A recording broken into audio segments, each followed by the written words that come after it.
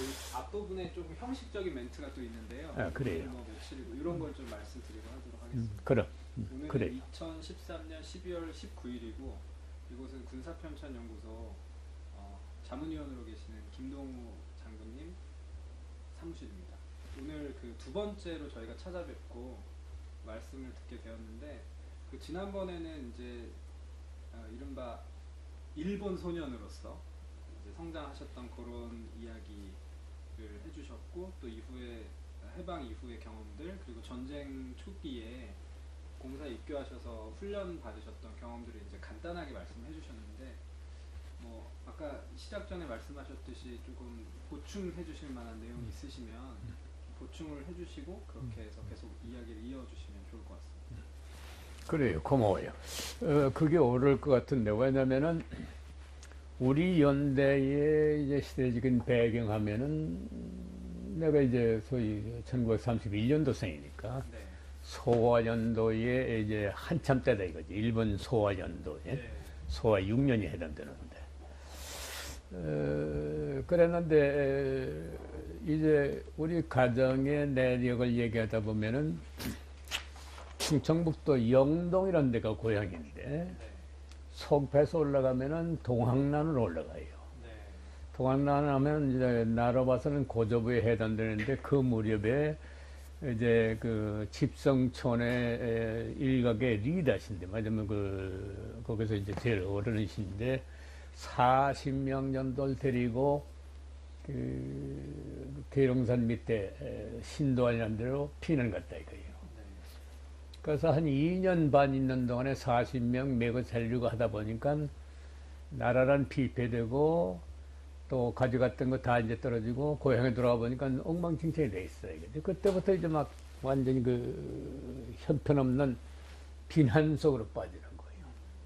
그러다가 이제 일본에 의해서 창탈이 되고 하다 보니까 뭐 농촌이 파괴되고 나라가 파괴되고 이렇게 되다 보니까 재기의 기회 없이 된 세대가 아버지 대까지 내려와요.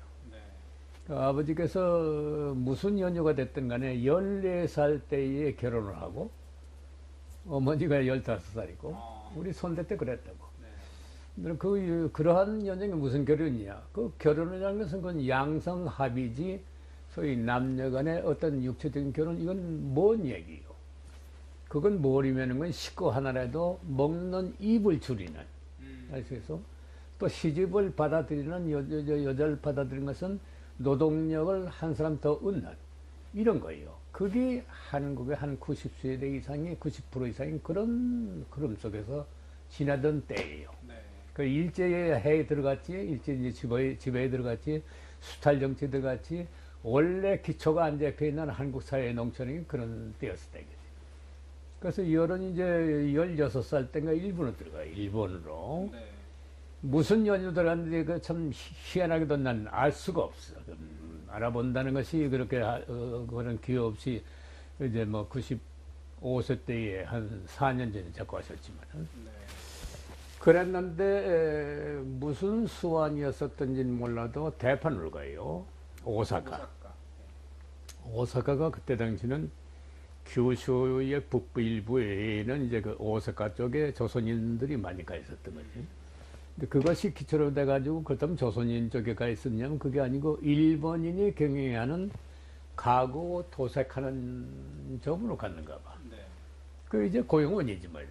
그 어떤 점 와서는 뭐 심부름이나 하고 그러한 걸로 갔으니까 나이가 뭐 16살 한국 사람 그때 뭐 다들 신체도 작고 하니까 형편 없었던 거지 뭐. 그랬는데 하여간 그 인정을 받아가지고 거기서 한 10여 년 동안 커요. 크다는 것은 신장이 크다는 게 아니라 그 사업적으로 멜트인 되는 게. 네. 그래서 몇 살 땐가니 아버지께서 또 27세 때네. 27세 때에 동경으로 옮겨요. 네. 동경으로 옮겨가지고 그 사람 그 주인의 출장소 같은 것을 맡아가지고 그것을 기반을 해가지고 불과 한 5, 6년 만에 성장을 해요. 기반을 사업적으로 굉장히 성공을 하시고. 그렇다고. 그래서 그게 참 희한한 얘기인데, 이제, 그게 이제 내 인생하고 어떻게 되냐면, 나는 인생 제1차 전환이 일본으로 들어가는 것이 인생의 제1차 전환이거든. 그러니까 6살, 7살 되면서 일본에 들어갔으니까, 네. 한국이라는 건 이제 겨우 알전도 학교도 들어가기 전에 겨우 알전도 됐을 때에 어머님 따라서 사남매 나의 할아버지, 그러니까 어머니의 시아버지, 그러니까 어머니하고 사남매 시아버지 해서 6식구가 고향을 떠요. 네. 고향을 떠는데 지금도 신기한 게 그때 무렵에 부인하면 아까 말했지만 가정병이 했지만 우리 애가나 친가나 할 것 없이 형편없는 생활들이거든. 이건 무슨 자랑이 아니라 그때 무렵엔 다 그랬다는 의미에서 내 얘기야. 예. 그랬는데 이 부인이 어머니께서 네. 어떻게 그 자기까지 합한 6명을 데리고 정말 뭐 교육을 받아보지 못한 촌부가 충북 영동이라는 데서 장장 동경까지 3박 4일인가 걸려서 데리고 간다고.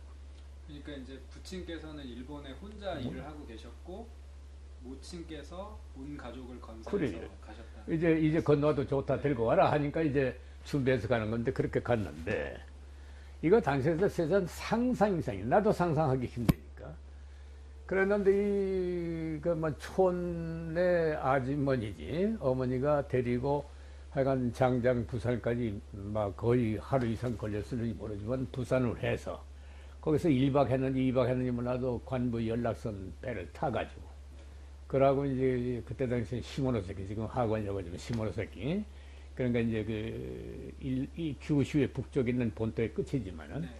글로 가서 거기서 또 기차를 타고 어디 가는 거니 오사카까지 가요. 그 오사카까지 가는 것은 거기서 차를 바깥하고 동경으로 가기 위해서.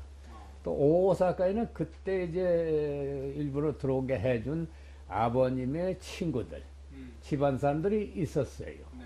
지금 생각하면 아자씨님 먼저 가서 그랬는데 그분들의 돌봄을 하루인가 받고 그 다음날 동경으로 간 거예요. 네. 턱 내려보니까 동경이 이게 뭐 천지개벽된 거지. 그게 그러니까 시기적으로는 1937년 8년 37년이거든요. 아, 그렇습니다. 그러다 보니까 머릿속에 딱 들어오는 게 등불밖에 못 봤던 소년이, 네. 그지? 그때 당시면 일본만 해도 세계적인 이제 굴지 강국으로 돼갈 때야. 일로전쟁, 일천전쟁에서 승리해가지고 동양에서 최고의 강국이 되고 해군의 증평과 더불어 육군이 어마어마하게 되고 해군이 커져가지고 미국을 가상적으로 해가지고 1대1로 싸울 수 있는 정도의 실력이 된다. 네. 그 요즘 당신들 수준에서 일본 평가단 이거보다도 훨씬 난 한 단계를 봐야만 돼. 그러니까 일본이 패망을 하고 지금 뭐 여러 가지 그 경제적으로도 뭐 많이 어렵다고 하지만 그 저력은 중국이 요즘 엄청나게 치고 올라온다고 하지만 일본 저리야 일본은 무시하지 못한다 이거지. 잠깐 그러한 나라의 수도에 떡하니 도착했다 이거야. 그러니까 이 촌놈 7살 난 소년이 얼마나 그 충격이 왔겠어. 네. 근데 그 충격이지만 이런 거 일체 느끼지 못했으니까 희한하지. 그건 뭐냐면은 어머니란 분이 그렇게 여장부인데다가 그 장거리 들고 있는데다 까딱없이 약간 아무 뭐랄까 어려움 없이 그냥 도착했으니까. 그러고 내외 형님이 계시고 2살 위이지만은 밑으로는 누이 동생들 둘이 있고 한데 중간치기가 하다 보니까 뭐 별로 걱정할 것도 없고 나이도 어리고 그러다 보니까 그런 충격이 전혀 모르고 지났다. 굉장히 어떤 면에서 좀 즐거우셨을 것 같습니다. 물론 그냥 매 시간이 즐겁고 뭐 장난치고 염색한 새롭고. 거지. 네. 근데 당시 37년이면 이제 일본의 분위기는 좀 전쟁 분위기로 가는 노노노 그렇지가 않아요. 중일 전쟁 그렇지가 않아요. 분위기는 아니었습니다. 아니야. 그게 이제 전쟁 분위기란 분위기지만은 일본은 승승장구를 하고 있었기 때문에 우선 32년도에 만주 제국을 만들거든. 내가 타고난 1년 후 얘기인데 그 만주 제국이 되고 난 다음에 한 4년인가 했다가 37년에 중일전쟁이 일으키지 않소? 그 무렵에 들어가니까. 네, 네.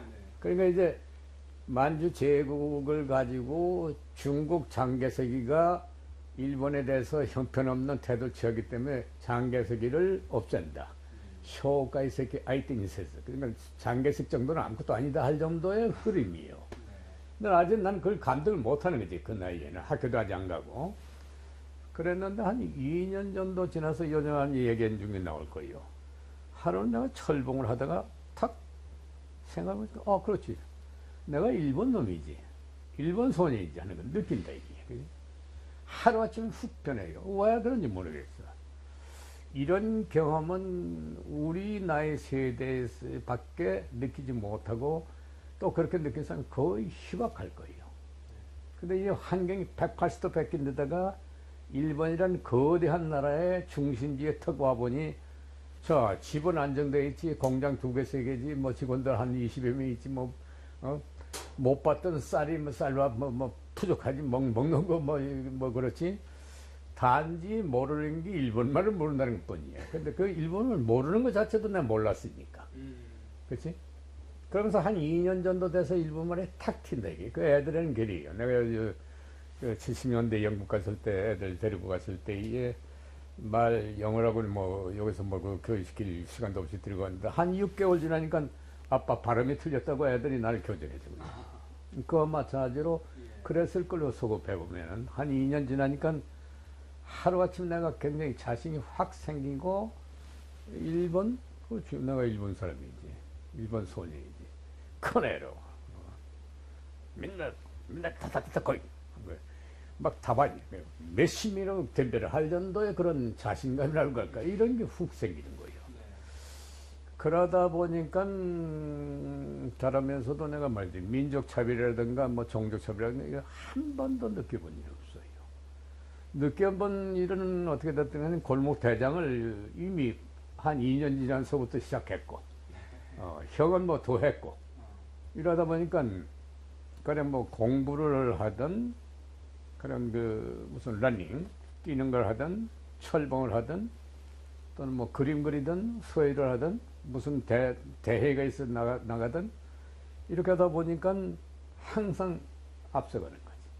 항상 이 학용품은 연필 공책할 것 없이 막 쓰이고 말이야. 그래서 우리는 그런 공책이니 이런 걸 사본 일이 없어요. 근데 그래서 이제 또 하나 신기한 것은 이름이 도착하자마자 한국말이 없어진 거예요. 한국 이름이. 바로 나는 후카다 미노루야. 후카다라는 게 심전인데 깊을 심자 밭전자. 깊을 심자 밭전자인데 여기 있어. 이게 심. 깊을 심자. 그치? 밭전자. 이 심은 뭔가 충청부터 영동군 신천면에 심자를 땄고. 깊을 심. 이 밭전자는 아버지께서 오사카 있을 때 그 사람 주인이 도였던가 그랬대요. 그분이 자기 자를 갖다가 글을 하나 줬어요. 그래서 성을 갖다가 후카다가 된 거야. 후카다가 되고 나는 미노루라고 해서 형은 게이치고 나는 미노루고 밑에 이제 얘는 지역구고 미치구고 이래요. 사남매인데. 그렇게 되다 보니까 이제는 인생의 제1막이 어려서는 한 곳에 나고 6살까지 자랐는지는 몰라도 표현이 이상하더라도 자랐지만은 실제로 이제 자라나게 손으로 자라는 것은 일본 동경에서 자라는다. 이게 인생의 일자 큰 변화다 이거지. 그래서 그 제일 큰 게 뭐냐면은 일본 천황을 위해서는 어떤 경우라도 나갈 수 있다 하는 자세가 잡힌 거예요. 이게 무서운 거예요, 이게. 이게 소위 제국주의라든가 이 식민주의 정책의 기본이 바로 그런 것들인데 국민을 어떻게 탄압시키느냐 하는데 일본은 천황을 중심에 두고 천황을 갖다가 신으로 만들어 버리지. 지금 이부가 하는 건 똑같아요. 김일성이를 제1신을 만들거든. 태양신을 만들어 놨다, 이게. 백두 혈통 아니면 안 된다는 얘기가 그거 외에는 나라를 다 다스리지 못하게 해놨거든. 일본이 그랬다는 얘기죠. 근데 나 같은 외국인이고 어린애지만 바로 거기에 확 빠져가지고 아무 의심 없이 당연한 걸로 갔다 이게.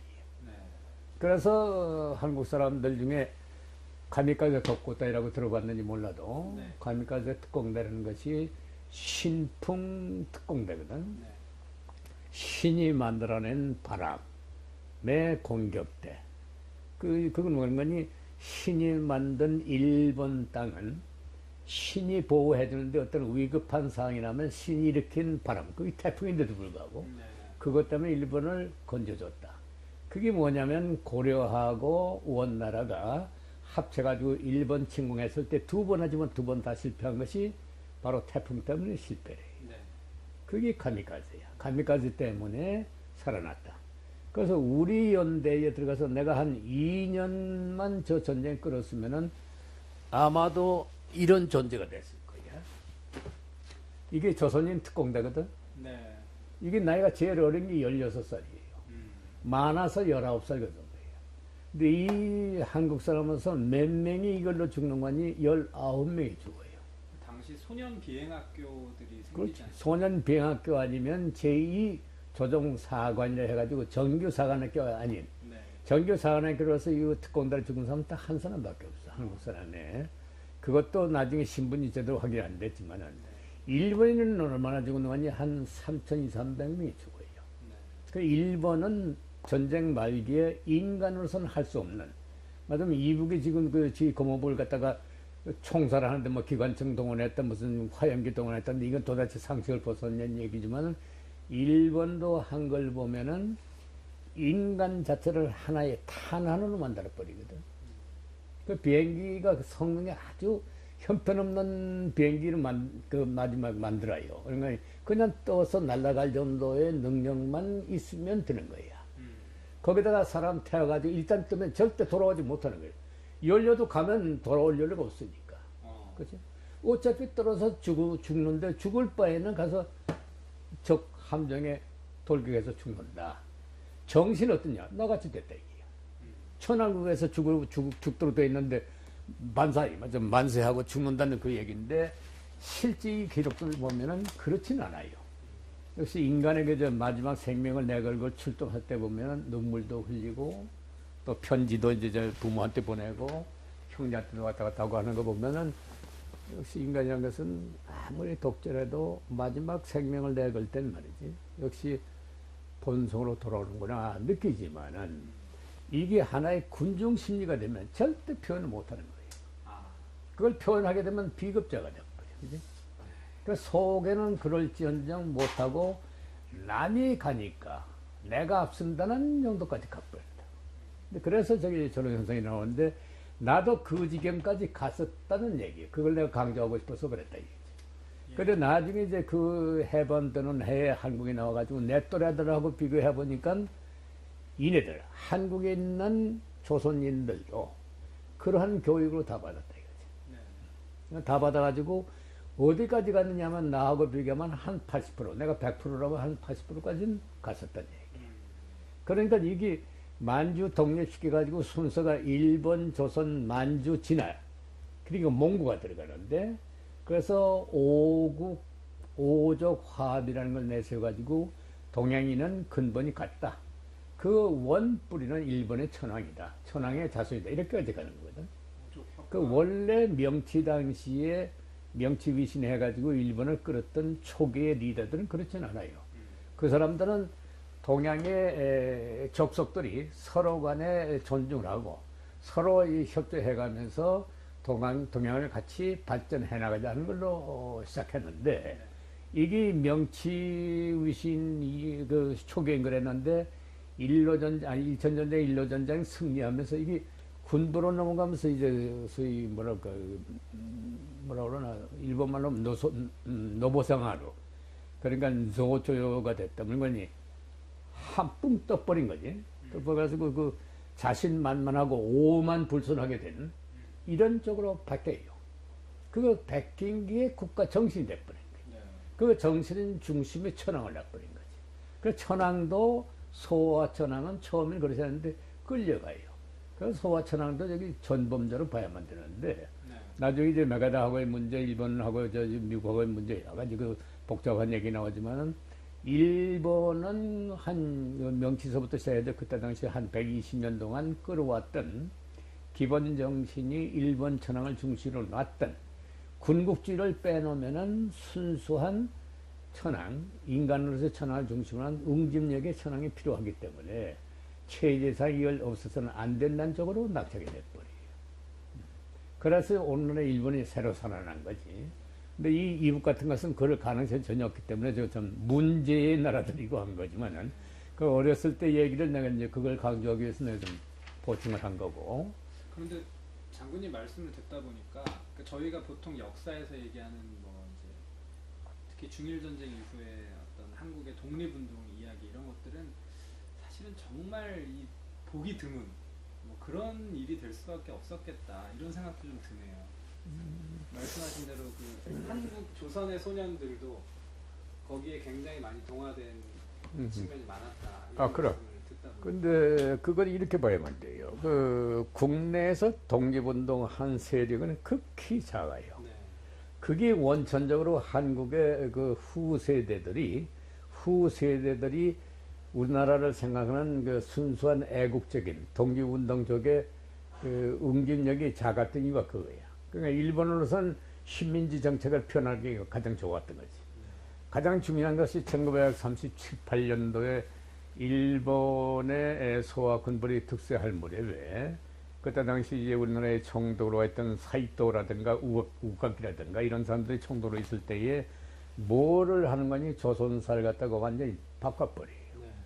조선사의 고대사를 갖다가 완전히 바꾸는데 그 바꾸는 목적이 뭐냐면 일본사의 근원을 조선사에서 와가지고 만들어 놓은 거기 때문에 일본사를 갖다가 그 내세우기 위해서는 조선사를 바꾸지 않으면 안 되게 돼 있어요.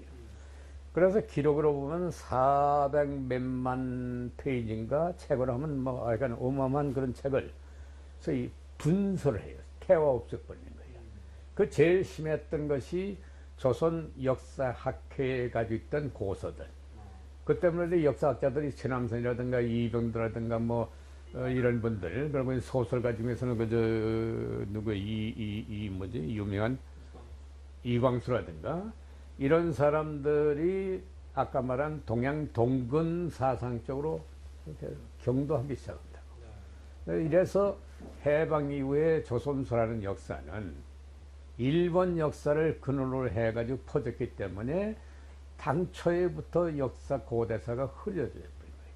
그러니까 아직도 지금 교정이 안 돼 있어요. 그 이후에 또 문제가 생긴 게 뭐인가니, 소위 그 해방되면서 이제 우리나라 독립되면서 남북이 분단돼가지고 이념적인 대립이 되다 보니까 여기 이제 이념 문제가 들어가가지고 저희 유리한 쪽으로 이렇게 각색하다 보니까 이북은 김일성의 체제가 완전히 돼버렸고 역사가.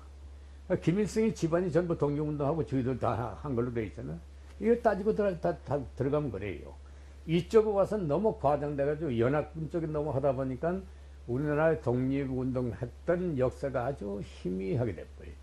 근데 그렇게 될 수밖에 없는 게 아까 지적한 대로 국내에서 독립운동의 뿌리가 약했기 때문에 어차피 일본의 식민지 되다 보니까 국내에서는 견디지 못하니까 중국으로 빠지거든. 중국으로 빠져서 만주 쪽에 있다가 나중에 이제 그 상해로 해가지고 중경까지 가는, 그게 오늘날 이제 상해의 임시정부 자리라든가 중경이 있는 자리가 바로 그거든. 그래서 최근 해방될 무렵에 김구 선생께서 주석을 있었던 그 이제 마지막 단계다 보니까, 그런데 그 무렵까지도 장개석 정부에서 혹은 연합군에서 말할 것 없고 장개석 정부 자체도 조선의 그 임시정부 혹은 조선 독립운동가에 대해서 마다면 그렇게 높이 평가를 안 했어요. 거기에 이제 문제가 있었던 거지. 그런데 이제 윤봉길 의사라든가 안중근 의사 이런 분들이 나왔기 때문에 그분들 때문에 특히 윤봉길 의사의 상에서 천황 그 기념식 할 때에 그게 이제 44년도가 되는데 그 무렵에 폭탄이어서 현지의 중국의 그 대표하고 시라카와라고 하는 대장이 직사해버리지. 근데 그 자체가 엄청난 파급을 줘요. 근데 그래서 장개석이라는 그 총통이 일개 반도에 2천만밖에 안 되는 반도의 조선 청년이 그때 당시 이제 중국 인구가 6억인 걸 때 6억 인구보다도 훨씬 큰 역할을 했다 해가지고 그때부터 조금씩 이제 소위 김구 선생의 그 운동가들 좀 그때 이제 사무실도 주고 조금씩 도와주기 시작하고 중국군에도 이제 편입하도록 좀 허용해주고 그렇게 된 거예요. 그랬는데 그 후에 장개석이가 급하게 됐거든. 이제는 합작에 2차까지 했지만 그 이후에 중국 그 공산당한테 밀려가지고 자꾸 후퇴하게 하고 전투하기만 하면 다 이제 망하고 그러거든. 그 망한 게 뭐인가니 소위 손문 이후에 이어받은 장개석 군대가 이게 옛날에 그 봉건적인 그런 그 흐름이 있었을지 몰라도 서민들 갖다 굉장히 수탈하고 막 그냥 약탈하고 이랬어요. 근데 그 중국 사람들 뭐 권력을 잡으면은 그 사람들은 그 약탈해가지고 당연한 거로 생각하고 목숨만 살려주면 그냥 다 바친다고. 지금 이제 요즘 나온 그 장글 말리인가 조전내가 쓴 장글 말리라는 책 보면 거기 나와요. 지금 현재 모택동이 체제로 들어가 있는 중국의 통치 방법이 소위 공산당, 중국 공산당하고 공안이 한다고 그러잖아. 그러면 그 책에는 내가 다 읽어봤지만은 적어도 어떤 일을 하면은 10 내지 20%를 일단 떼놓는다 이게. 그 떼놓으면 어디 보면 공안하고 행정, 소위 그 이쪽으로 간다 이거지. 그건 당연한 걸로. 근데 그런데도 돈 버는 엄청나게 보여가지고 세계적인 부자도 있는 한데 그러한 그 배경이 있기 때문에 이제 중국이라는 게 굉장히 어렵고 그런 중에서도 한국의 독립운동가는 말해 와서 그렇다면 사실은 중국에서 독립운동가들은 적어도 3파, 4파로 갈라지거든. 네. 그래서 거기에 이제 또 그때 무렵에도 이제 공산 그 사회주의자들, 민족주의자들, 뭐 해외파들, 그래 해외파의 대표가 미국간 이승만 서재필이지. 근데 이렇게 돼가지고 연합군의 승리에 의해서 결국은 들어와야 하는데 제 자격으로 온 게 전부 개인으로 오잖아. 이승만 봤어. 개인이고 뭐 이런데. 그건 이제 별도 얘기니까. 네. 그러한 배경에서 내가 자라났으니까 뭐 말할 거 없지자고 하네. 그런 건데. 그러고 나서 이제 그 자관 자라는 얘기하다가 그렇게 좀 나갔지만 저건 배경이 그런 거니까. 그래서 민족 차별을 갖다가 느끼지 못했다는 건 아까 얘기했지만 조건이 우선 내 자신이 한꺼번에 하여간 오버라이드라고 할까? 앞서 버렸어요. 그네들보다. 내 주변 애들보다. 골목 대장서부터 시작해가지고. 그래서 내 졸개라고 하기 전부 일본 애들이야. 들고 다니는 게. 이게 이제 그 소개. 그러니까 이 청소년들 미국 폭격에서부터 보호한다는 의미에서 동경 시내에 소학교 5학년, 6학년 학생들 갖다가 지방, 폭격을 당하지 않는 지역으로 다 분산시키거든. 분산시켰는데 내가 어디로 가는 거니? 지금 원자로 문제 때문에 터진 히로시마, 그쪽으로 가요.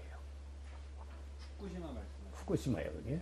그게 미야기경이라고 그러는데, 미야기경의 수도가 먼저 주청소지가 히로시마인데, 네.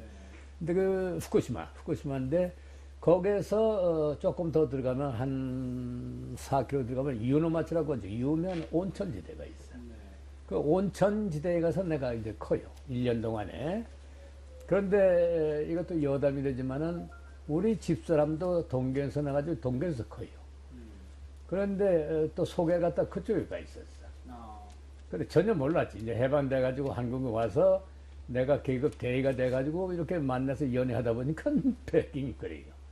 참 인연이라는 게 묘하다는 생각이 들지만 그렇게 이제 피난 가서 거기서 사는데 그게 이제 그 내가 민족차별 갖다 느끼지 못했다는 게 일단 후쿠시마 여기 딱 도착했을 때에 한 800명인가 상계 학교가 그쪽으로 분산가는데 다 이제 해지지만은 그 후쿠시마 미야기경에서 환영하러 나와요.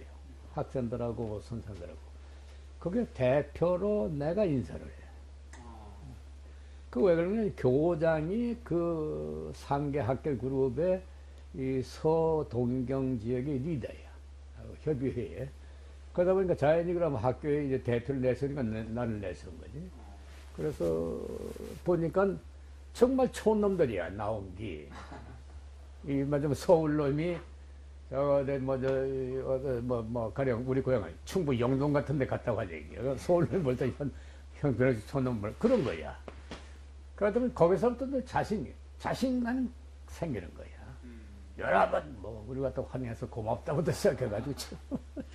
그러니까 일시에 그 사회에서 유명소년이 됐으니까. 그래서 원래 그 다니시던 소학교 이름은 뭐였습니까? 내가 다니는 나이상 하케다 고쿠민가쿠라고 이제 그 아라카와쿠에 있는 학교 이름인데 뭐 지금 얘기해봤자 그 한글 쓴다 몰라도 하여간 나이상 하케다 고쿠민가쿠라고 했어요. 그 학교에서 이제 그렇게 가가지고 했는데 그러면 교장 선생님이나 주변의 친구분들은 이제 장군님께서 조선 출신이다라는 걸 아예 모르셨을 수도 있네요. 너 모르는 선생도 있고 아는 선생도 있었겠지.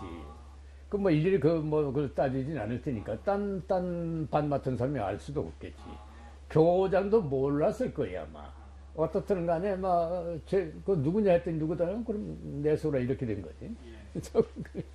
그렇게 된 건데 그래서 이제 온천지대에 갔는데 또 여기 이제 재밌는 게 그 시골이다 보니까 동경에서 온 그 똘똘한 소년들은 그 집안 소리 욕심을 냈어요. 그 집안의 양자로 삼으려고. 그리고 더군다나 딸이 있는 집안에서 일본은 어려서부터 이나즈케라 해가지고 소위 짝을 지어준다고. 결혼을 전제로 한, 아내도 그만이지만은, 그럴 가능성을 놓고, 그 똘똘한 소년을, 맞으면 꼬신다고 그럴까 말이지. 너 지금 동경 들어가면 뭐하나. 폭격에서 부부가 죽을런지, 너도 죽을런지 모르는 거. 여기 안전선에서 편안하게 있으면서, 우리 집에서 너 우리 아들 삼아서 있으라 해가지고, 그런 사람이 꽤 많았어. 그 중에 또 나 하나야. 그게 누구냐면 그 호텔의 주인이야. 호텔이요? 그 여관이지만, 료강이지만, 후지야 료강이라고. 그래서 그 세월에 한 60년 지난 다음에 재작년에 집사람하고 한번 거기 가봤어요. 60년 만에. 갔더니 이미 물론 그때 당시에 그 노부부는 돌아가셨고, 그 집에 딸이 나보다 2년인가 3년 후배인데 밤낮 뭐 우리 집에 오빠 나한테 잘 따랐던 아이가 있어. 이것도 결혼해가지고 이미 죽어버렸고, 그 죽은 딸아이의 남편 있는데 이 사람이 조금 모질해. 아이는 없는 것 같고, 그 사람 지키고 있는데 말이 안 통해요. 그러니까 조금 부족해서. 그래서 뭐인가 언젠가 흔적을 남기고 싶어도 남겨봤자 그럴 것 같아서 그냥 인사만 하고 내가 기거했던 방, 매일같이 다녔던 목욕탕 이거 다 한 바퀴 돌아보고 집사람이 또 이제 살았던 곳도 한 2km 좀 떨어지니까 거기도 이제 한 바퀴 돌아보고 그러고 좀 돌아온 일이 있었지만은 그랬는데 그때 무렵에 몇몇 사람들은 남은 애들이 있다고. 그래서 이제 그쪽 지방 사람이 됐겠지. 근데 나는 어떤 거니? 나를 갖다가 여기 남기게 대동경에서 자라고 있는 나 같은 사람은 이런 심정도 상당히 하다시피 하는 그것도 하나의 에피소드야. 그런 것들이 있었어요. 그러고 나서 이제 45년도에 들어섰는데 이제 6학년 졸업반이 됐거든. 졸업반이 되니까 돌아올 수밖에 없지. 돌아오는데 돌아온 것이 3월 초예요. 이제 졸업은 3월 하순에 하는데 4월 초인가 그러나. 그러니까 졸업을 하기 위해서 왔는데 이미 전시는 패퇴가 우리 눈에도 띌 정도로 형편없는 상태가 돼. 그래서 동경을 제외한 여타 본토는 중요한 군사기지라는 이런 데는 폭격을 많이 당하고 또 간간히 동경 가까이까지 폭격도 들어오고 하는데 결정적으로 3월 9일 날인가에 B-29엔 연 한 5, 600대가 와가지고 폭격을 해요. 하루 종일. 그래서 우리 집을 포함해가지고 뭐 일대가 전부가 타는 거예요. 근데 지금도 이제 머릿속에 이렇게 선한데 인간의 지옥이라는 게 뭐냐? 그게 지옥이. 어려서부터 이제 불교에서 그런 얘기 하지만은 인간이 죄를 져가지고 지옥에 떨어지면 불바다에 간다고 그러지, 그지? 그거는 이제 그 공상 속에서 일어난 건데 실질적으로 당해본 것이 그거야. 이건 사방 내다봐도 막 가까이 아직 안 타고 있는 건물 그 사이에 길을 가고 있는 것 뿐이지. 불 속에 한없는 사람이 어느 쪽을 지향해서 가는지도 모르고 그냥 무의식적으로 따라가는 거예요. 무의식적으로 움직이는 거예요.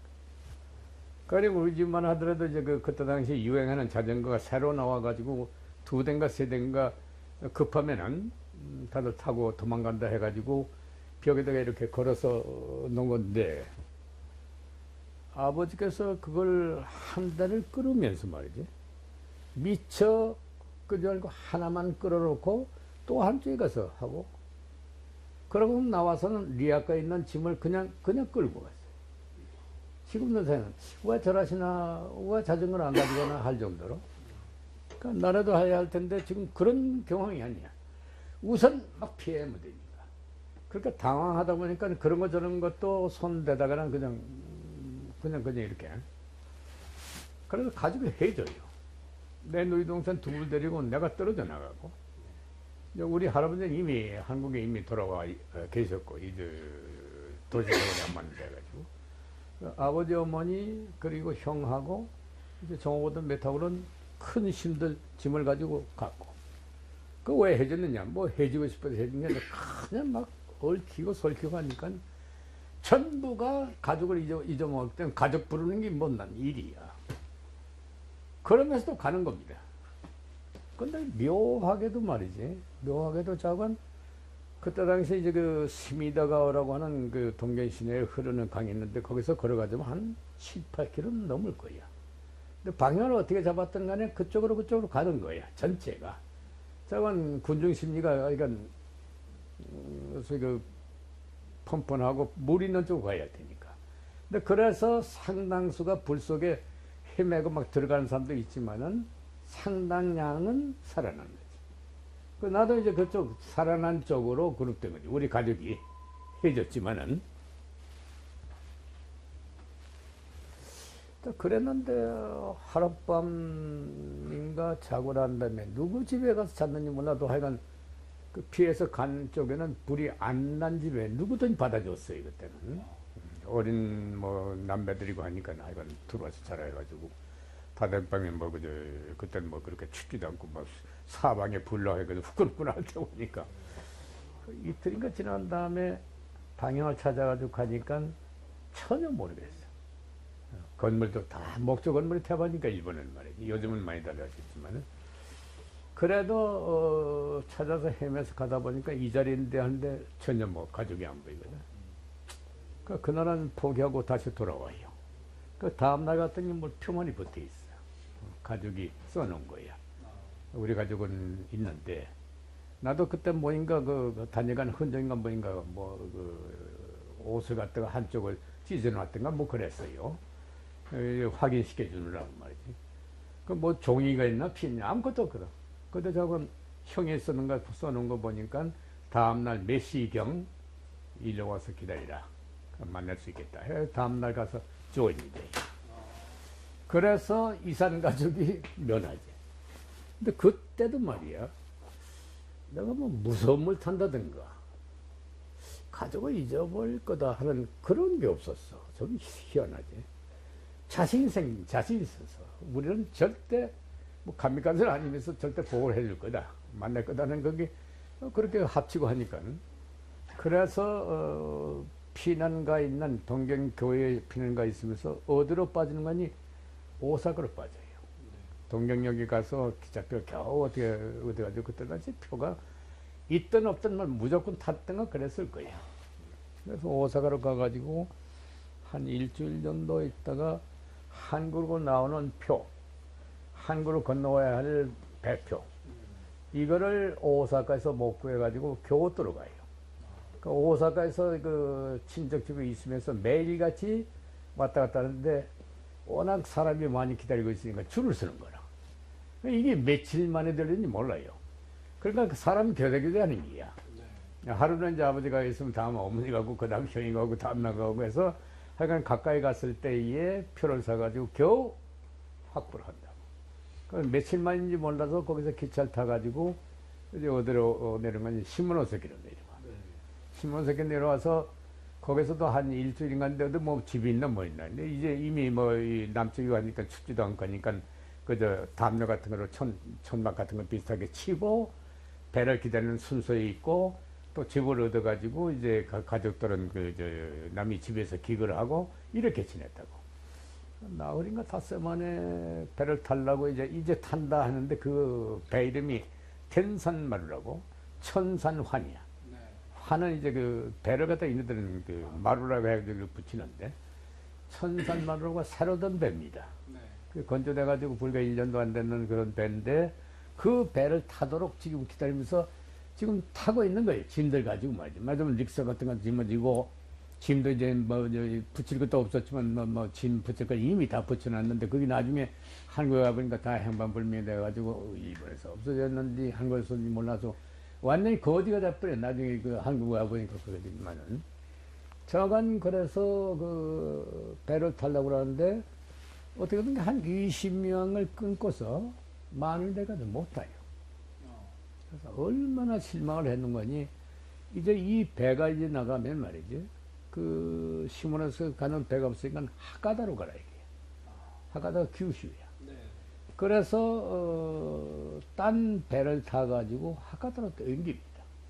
옮겨가지고 거기 가서 진짜 뭐 집도 못 얻고 해서 그 역전해서 이제 뭐 죽으나 사나 하여간 배 차를 기다리려고 말이지. 해가지고 그 배를 타가지고 와요. 그게 고안 말이에요.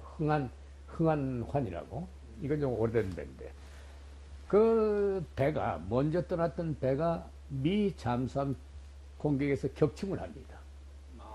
만일 우리가 탔으면은, 그지? 20년 정도를 가팅되고 우리가 탔으면 우리도 죽는 거야. 살은 사람이 거의 몇 명 안 돼. 그 몇 명이었었냐? 그것까지는 알 수 없죠. 몇 명 없었다는까지는 들었으니까. 네. 그 하카도로 와가지고 고함만을 타가지고 부산으로 온 것이 그해 4월 6일인 거예요. 3월 그러니까 9일서부터 시작해서 그건 한 달 만에 부산에 도착한 거지. 부산에 도착하니까 이런 그 주먹밥, 우리 지금 그 이제 김으로 싼 바가냐 일본식 주먹밥은 하얀 밥을 뭉쳐가지고 안에다가 밥에 소금을 섞고 그 속에는 우메보시라고. 우메보시가 네. 뭐냐 그게 살구. 일본식 살구 그저 절인 거지 빨간 거. 그거 하나 집어넣은 거를 가지고 하나씩 주더라고. 배에서 내가지고 어떻게 왔는지 저건 배 이제 그 공격 당하면은 피난하는 훈련까지 다 하고 여기 저 웨스트 다 메고 말이죠. 그 큰 파도가 치는데 공격 당하면 바다로 뛰어내려간다는 연습까지 하는데 당연히 한번 그러지. 그래가지고 이제 부산에 도착해가지고 밥도 먹고 그러고 나서는 바로 기차를 탔어요. 네. 그래가지고 몇 시간 걸렸는지 사관 올라오는데 제일 실망스러운 것이 사람이 살 것 같은 집이 아닌 집들이 쭉 보이는 거예요. 그게 농가예요, 농가. 그래서 저런 데서 어떻게 사나. 그러고 이제 그 철길에 그 기차를 구경한다고 나와가지고 아이들이 뛰어노는데 아랫돌이 입은 사람이 거의 없어요. 이거 이제 불을 다 내놓고. 그러고 이제 그때 당시 당신들 그걸 뭔지 몰라도 이랬다고. 이게 뭐인가니 속되는 말로 하면 섹슈얼 하라. 그 얘기야. 그런 것을 나중에 뭐 한참 다들 그러기에 어린아니까 나가고서 했더니 그 일행 중에서 그게 욕하는 건데 좋지 않는 거다 하면서 뭐 얘기해 주는 게 그런 거야. 그래서 자우가 이제 그 도착해가지고 시골 집으로 들어갔어요. 이제 할아버지가 계시고 방 3칸짜리 조그마한 집인데 이제 그 여기 내가 어딘가 써놨지만 3가지 가지고 내가 참 고생을 많이 해. 뭘 가지고 고생하는 건 여기 나오는 거야. 우선 첫째 고생이 말이야, 말. 일본말밖에 모르니까. 그치? 두 번째는 집이야. 집이라는 게 뭐니 방도 작지만 문지방이 말이지. 내 키가 그렇게 큰 키도 아닌데 뭐 중학교 1학년 때니까 말이면은 그러니까 뭐 1m 그저 60 정도나 뭐 됐을까? 그 정도인데 들어갔다 나갔다 하면서 자꾸 이걸 치는 거야. 아무리 조심한다고 해서 그렇죠. 습성이 돼서. 그래서 집 때문에. 그 다음에 식사인데 이게 뭐냐. 된장, 간장, 고추장 냄새가 죽어도 못 먹을 냄새야. 이미 입맛이 변하신 상태. 물론이지. 그래서 얼마나 고생했는 거니. 그러고 이제 뭐 쌀이라는 것이 이제 배급제고 한데 시골이니까 그래도 쌀밥이 있어가지고 한국식 간장, 이제 어머니께서 별도로 일본식으로 이렇게 만들어서 우리를 위해서 거기다가 콩 낫또라고 해가지고 네. 요즘 같은 그저 뭐라 그래 청국장 만드는 거기다가 이제 간장 섞고 계란 넣어가지고 그걸로 밥을 먹었지. 제대로 된 된장찌개, 고추장, 한국식 간장은 전혀 못 먹었으니까. 네. 근데 여보, 이 묘한 게 말이야. 이게 한 4, 5년 지나고 나니까 한국 음식이 돌아와요. 아 근데 생각보다 빨리 돌아오는 셈이지. 늦었다면 늦었지만, 잠깐, 어렸을 때의 입맛, 5살, 6살 때의 입맛이 돌아오는 거야. 일본 음식이 없어지고. 그래서 일본 음식을 싫어하느냐면 난 지금도 일본 음식 잘 먹어요. 잘 좋아하고. 그리고 양쪽을 다 먹을 수 있는 그런 것이 돼버리죠. 하여간 그 세 가지 때문에 얼마나 고생했는지 자관 그렇게 하다가 대전으로 나와요. 그게 해방되기 전 얘기예요, 지금. 해방되는 한데. 네. 그 5월쯤 대전 나와가지고 학교 입학이 안 되는 게 이미 입학이 끝났기 때문에 받아주질 않아. 그리고 나의 학적부라는 게 없어요. 뭐 다 타서 없으니까. 아, 행정적으로 어떻게 할 도리가 없는 거야. 그 참, 그래서 이 학교 저 학교 해가지고 이제 진정서를 놓고 이렇게 기다리고 있는 판인데, 그러다가 살던 데가 이 대전 중동이라는 데인데, 집은 각결이 시골에 있고, 그 친척집에서 방 하나 얻어가지고 있는데, 그 근방에 학교가 하나 있는데, 그게 무슨 학교인가? 그 학교에 하루는 놀러 왔다 갔다 해봤어요. 그 애들이 5학년, 6학년이면 뭐 또래 비슷하니까.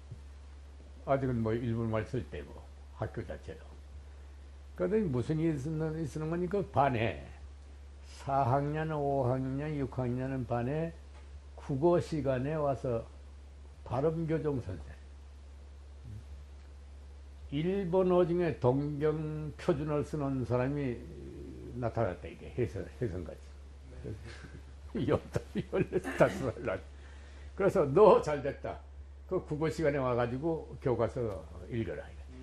그래서 난데없이 보조 선생을 한 3개월인가 해요. 그래서 그것이 좀 인상적인데, 그러다가 해방이 딱 됐다, 이게야.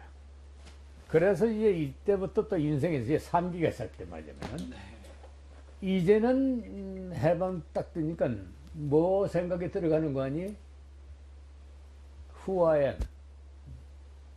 Where I am going? Where I am going?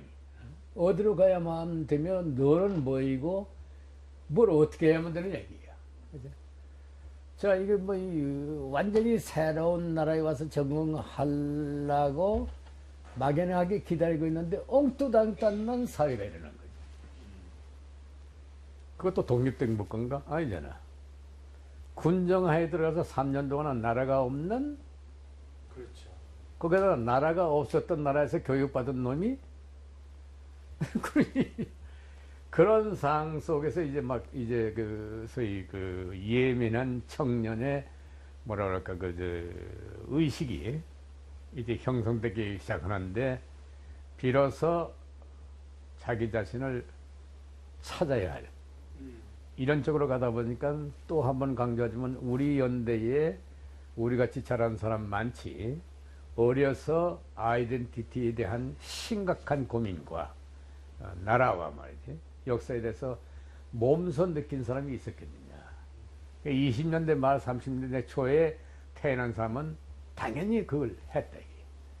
그렇기 때문에 나라에 대한 개념이라는 게 이런 것이 더 강할 수밖에 없었지 않느냐는 생각이 들어가. 그래서 결국은 해방되자마자 어떻게 찾다 보니까 사립학교에 내가 들어가요.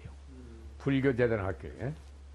불교재단 학교 들어가서 가는데 뭐 말을 안 해. 뭐 그냥 겨우 이제 일마디 수리를 이렇게 하는 판인데, 아이들하고 통화는 좀 일본말로 했지 한국말로 한 게 별로 없어요. 학교에 가서도 해방됐지만은. 근데 그게 통하는 게 말이야. 그냥 어떤 싸움이 벌어진다고 하면 일본 남자 막 해제끼면 말이야. 일본말 저들이 날 못 따라오거든. 네. 이게 더 또 강한 거예요. 참 거의 묘하지. 그러다 보니까 또 리더십이 생겨. 반대. 해방 이후 얘기야. 그럼 그게 언제까지냐? 뭐 얼마 뭐 많이 안 가지. 조금 지나니까 이놈 외놈하기 시작해가지고 이제 거꾸로 이제 공격이 들어오지. 그게 한 그 해 이제 다음 해로 2학년으로 올라갈 무렵 그때는 이제 반대 현상이 되니까 내가 쑥 들어가면서 오케이 이제부터는 조선말 배운다 해가지고 키를 쓰고 영어하고 이제 한국말 배우기 시작해가지고 이제 본가는 이제 대전 사범으로인 거예요. 대전 사범하면은 상당히 편입 자체도 어려운 때예요 그때가. 그렇죠. 사범 들어가가지고 이제 본가로 이제 공부하기 시작했는데 그런 김종필 씨 같은 분은 우리 대전 사범 잠깐 다니다가 서울사대로 가고 뭐 이런 때지만은 근데 그래서 사범학교 가가지고 비로소 한국말에 대한 방향, 한문에 대한 인식, 일본을 보는 시각 이게 정리되면서 조선 한국 사람으로서의 소위 그 청년화 돼가는 과정 플러스 이제 교단에 서서 학교 선생을 한다니까 이세에 대한 교육을 어떻게 해야만 되느냐는까지 들어간다 이게. 이게 17, 18살 얘기야. 그지? 그러니까 생각해보라고. 그런 거예요. 근데 그때 당시만 해도 벌써 사회주의 사상, 공산주의 사상 해가지고 소위 그 막스 레닌의 이론, 공산주의 선언, 그러고 뭐 조선 공산당 역사 이런 걸 내가 읽었으니까. 네. 근데 그 읽은 것은 뭐 인간이 나보다 2, 3년 선배들이 머리가 좀 공부한 사람들은 전부 장형화된 사람들이 많았어요. 그러니까 그럴 수밖에 없는 게 일본 치하에서 갈 길은 제국주의에 반대하는 것은 사회주의예요. 그때는 민족주의라는 것이 그렇게 나타나지도 못할 때예요. 그러니까 사회주의를 바탕으로 한 민족주의다 보니까 우리 같은 청년들이 그쪽으로 쏠릴 수밖에. 책도 그렇게 되고, 그 선배들도 그렇게 되고. 이게 이제 심해진 것이 학생들 뿌라치로 가는 거야. 그게 대항에서 나온 것이 이승만 박사 만든 이제 학도 호국단. 나는 이제 학도 호국단을 들어가게 되지. 이제 간부로서 이제 쭉 이렇게 하다가 결국은 또 불과 2년 반 만에 6.25 전쟁이 일어나죠. 네. 그러니 또 한 번의 그 격동기가 성숙되기 전에 제3의 전환이 일어나요. 그치? 그게 한국전쟁이야. 그러니까 한국전쟁인데 이게 일본 패망에서 한국의 제자로 제 자리를 잡기 이전에 남한은 이제 민족 지도자로 해가지고 한 100여 명이 울글거리거든. 네. 그 제대로 확립이 되기 전에 48년도에 그나마 다행히 이 국회가 생기고 5월 달에 선거를 하게 되지. 우리는 물론 투표권이 없을 때예요, 아직은. 5월 달에 그 선거가 생길 때 그거 50선거라고 그러지만은 45년도에. 그때 당시에 이 박사가 이제 귀국해가지고 독립척소회라는 걸 만들고 또 이제 이쪽은 뭐 이제 김구 선생 쪽에 한독당이 뭐냐 해가지고 한민당 여러 가지 당이 많고 여타 군소정당 해가지고 한 100 내지 150개가 막 난립할 때니까. 근데 그래가지고 이제 한국 정부가 될 때의 UN 결의는 어떻게 나오느냐면 남북 공동 동시 선거를 해가지고 그래가지고 단일 민주정부를 세운다 하는 그런 전자에 맨원이라고 하는 인도의 UN 대표단을 서울에 보냅니다. 그게 3월이야. 그래서 3월에 와가지고 이북에 왔다 갔다 하고 하려고 했는데 또 이북에 진주했던 소련하고 김일성이 이미 인민위원회를 만들어가지고 그 두 세력이 반대를 합니다. UN 합의하에 남북 동시 그 선거는 왜냐면 인구 비례를 보면 남한이 많거든. 네. 그러고 이남에 있던 공산 세력은 상당수가 이북으로 올라갔지 이남에 그렇게 있지 못했다 이게야. 그러고 군 내부의 숙청이 이미 시작돼가지고 공산 그 불화치라는 것을 상당수가 정리가 됐었어. 근데 이런 걸 알기 때문에 반대하니까 그것도 할 수 없다 해가지고 이남만 투표 선거한 게 5월 10일이야. 네. 그래서 돼가지고 8월 15일 날 결국 국회가 성립이 되고 국회에서 국회의원 선거에서 초대 대통령 이승만 박사가 이제 선출되지만은 그래서 대한민국 헌법이 유진호 박사가 초안을 잡았지만은 남북한이 우리 영토이고 남북한이 우리 정부가 서울에 있고 이 헌법이 남북에 통일된 헌법이라고 나온 이유가 거기 있다는 얘기예요.